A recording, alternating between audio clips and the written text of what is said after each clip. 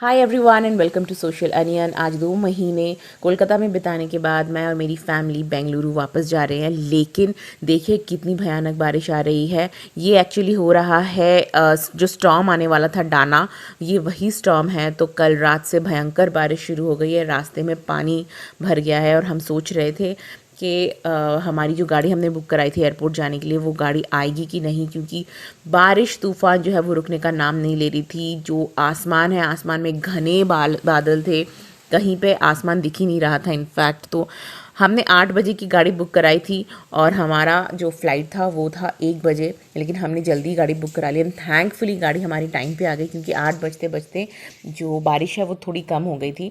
ये हम गाड़ी पर चढ़े ही थे, 10 मिनट ही हुए थे हमें गाड़ी में चढ़े हुए और फिर से बारिश शुरू हो गई और रास्ते पे जगह जगह गड्ढे में पानी जम गया था। और हम सोच रहे थे कि हमारी गाड़ी जो है वो ठीक ठाक एयरपोर्ट ले भी जाएगी कि नहीं, क्योंकि इतनी बारिश हो रही थी। एक समय पे तो रास्ता दिखना बंद हो गया था, इतनी ज़्यादा बारिश हुई थी। लेकिन किसी भी तरह के हम ठीक ठाक समय पे एयरपोर्ट पहुंच गए।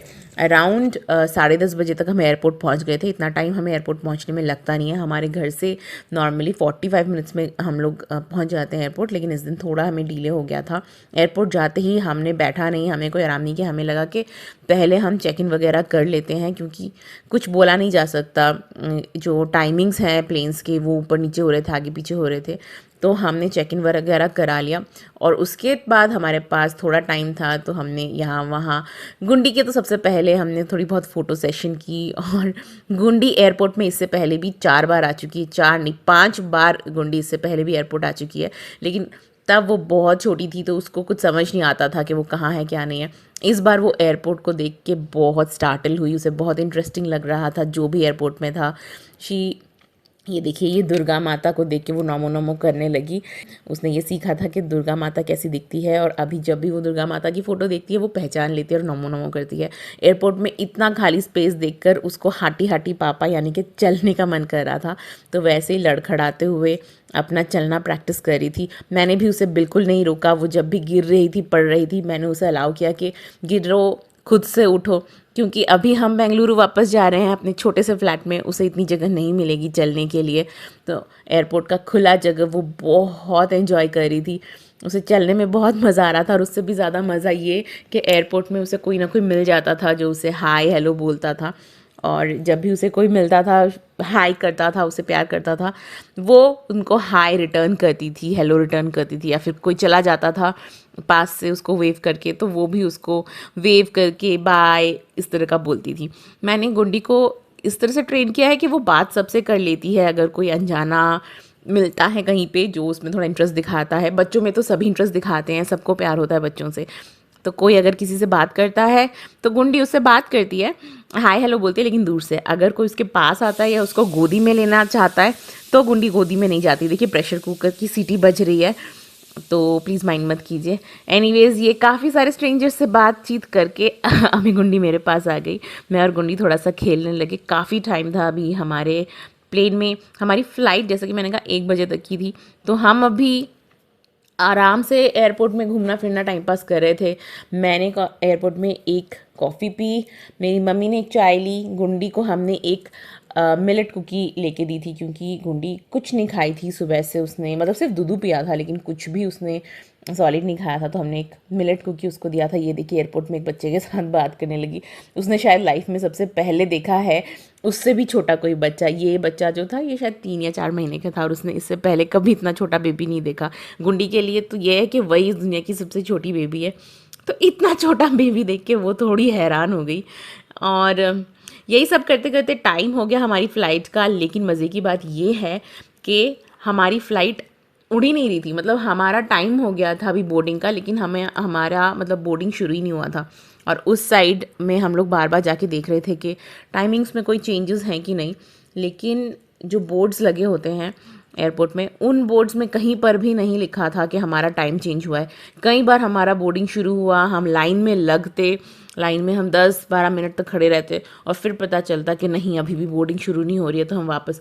और यही अजीब है कि हम जब वापस जाके वो टेबल में देखते हैं तो उसमें भी डिले नहीं लिखा होता। नॉर्मली तो अगर फ्लाइट डिले हो जाती है तो लिख देते हैं ना वो लोग कि डिलेड हो गया है, लेकिन इस बार ऐसा कुछ नहीं हुआ था। तो हम सब चिंता में थे, आसपास आप देखेंगे सब हैरान परेशान हैं, किसी को समझ में नहीं आ रहा है क्या करना है। वो मेरे पापा हैं, मेरे पापा भी काफ़ी कमज़ोर हो गए हैं। गुंडी बेचारी थक हार के खेल के फिर सो गई, अभी वो मेरी मम्मी की गोदी में है। हम लोग बस यही सोच रहे थे कि कब आएगी। 2 बार सूझ गए थे वो जो वहाँ पे इंडिगो की जो रिप्रेजेंटेटिव रहती हैं, उनसे भी पूछा है कि फ़्लाइट में कोई डिले है क्या, लेकिन किसी ने भी नहीं कहा था कि फ़्लाइट में डिले है। हमें समझ में तो आ रहा था कि फ़्लाइट में डिले है, क्योंकि अगर 1 सवा 1 बजे की फ़्लाइट होती है तो 12:30 बजे तक उसका बोर्डिंग शुरू हो जाता है, और यहाँ पे 1 बज गए थे और अभी तक फ़्लाइट का कुछ मतलब बोर्डिंग का कुछ नाम ही शुरू नहीं हो रहा था। तो अराउंड आई थिंक 2 बजे के आसपास हम फ़्लाइट में बोर्ड किए, और फ़्लाइट में चढ़ने के बाद ही मैंने गुंडी को एक स्वेटर पहना दिया, बिकॉज़ बहुत ठंड थी।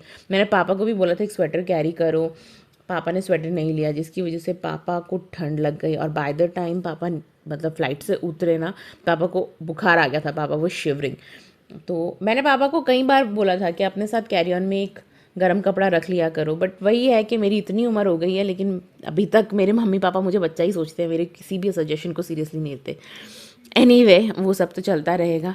यहाँ पे मैं गुंडी को फ़्लाइट के बाहर का सीन दिखा रही हूँ, एंड उसे नहीं समझ में आ रहा कि अभी हम कहाँ आ गए हैं। जो दो she has travelled so many times बचपन से, वो शायद 3 या 3.5 महीने की थी जब गुंडी फ़र्स्ट टाइम फ़्लाइट में चढ़ी थी। मैं जब फर्स्ट टाइम फ़्लाइट में चढ़ी थी मैं तब 3 साल की थी, तो ही मुझे कुछ याद नहीं है मेरा वो फर्स्ट फ़्लाइट एक्सपीरियंस का। तो गुंडी तो फर्स्ट टाइम वो चढ़ी थी जब वो 3 महीने की थी। उसके बाद वो फ़्लाइट में चढ़ी जब वो 5 महीने की थी, और उसके बाद वो फ़्लाइट में चढ़ी जब वो 11 मंथ्स की थी। और अभी उसको क्या हुआ है, अभी she is a little more than a year. So मैं उसको दिखा रही थी बाहर के फ़्लाइट कैसे पहले रनवे पे मूव करती है और उसके बाद वो कैसे उड़ती है। वो थोड़ा इम्पेशेंट हो जा रही थी, क्योंकि ये जगह जो है वो उसके लिए बहुत ही ज़्यादा कंजस्टेड है। इतनी छोटी जगह में वो नॉर्मली वो जब गाड़ी में भी चढ़ती है ना, मतलब हमारी गाड़ी हो या फिर कैब हो, उसमें भी अगर बहुत लंबा सफ़र होता है तो वो थोड़ी परेशान हो जाती है।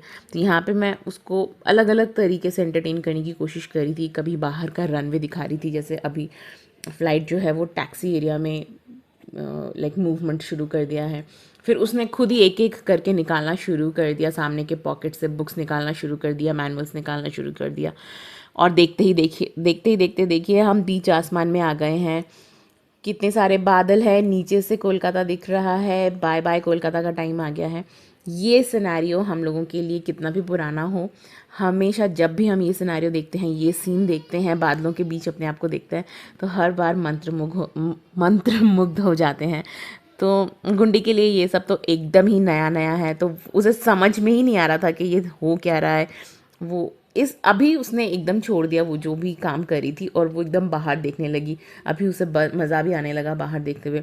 सो रहे थे, मम्मी भी थोड़ा बहुत नैप ले रही थी, लेकिन गुंडी मेरे पास ही आके बाहर का ये सीन देख रही थी और मुझसे पूछ रही थी ये क्या है वो क्या है। गुंडी अभी हल्का हल्का बोलने लगी है, छोटे छोटे सेंटेंसेस कंस्ट्रक्ट कर लेती है। और एक सेंटेंस जो उसे बहुत अच्छा लगता है वो है एटा की, जिसका बंगाली में मतलब होता है कि ये क्या है। तो वो हर चीज़ को देखती है और पूछती रहती है ये क्या है। तो ये जो अभी आप देख रहे हैं ये है बेंगलुरु का एयरपोर्ट। अभी हम बेंगलुरु लैंड कर चुके हैं और बस अभी बाहर निकलने की देर है। सो अभी बेंगलुरु एयरपोर्ट में आके सबसे पहले मैंने गुंडी को ये जो चीज़ है ना आप देख रहे हैं, ये कुछ कुछ लोगों को अजीब लगा, बट ये मैंने अमेज़ॉन से लिया था। ये बच्चों को दे देते हैं, बच्चों मतलब जो बच्चे भी चलना सीख रहे हैं, छोटे बच्चे हैं, उन लोगों को लगा के रखते हैं ना इन छोटे बच्चों को, तो वो अपना इधर उधर चले जाते हैं, फिर भी चिंता नहीं होती, क्योंकि आपको मालूम है कि डोर जो है वो आपके हाथ में है। और मुझे लगता है कि ये बच्चे की सेफ्टी के लिए भी बहुत इंपॉर्टेंट है। बच्चा इधर उधर चला गया घूमते घूमते, ये नहीं कि कोई उठा ले, तो एयरपोर्ट में तो कोई नहीं उठाएगा, फिर भी एक सेफ़ चीज़ रहती है, आपको लिमिट पता रहती है कि बच्चा जहाँ पर भी है इसी लिमिट में रहेगा। तो मैंने वो गुंडी को पहना दिया और अभी हम बेंगलुरु एयरपोर्ट से बाहर निकल गए हैं, अपने घर की तरफ जा रहे हैं। और बेंगलुरु एयरपोर्ट से मेरे घर तक की दूरी है वैसे तो 1 घंटा भी नहीं लगता है, वैसे तो 45 मिनट्स में ही हो जाता है, लेकिन आपको तो मालूम है कि बेंगलुरु का ट्रैफ़िक कैसा है।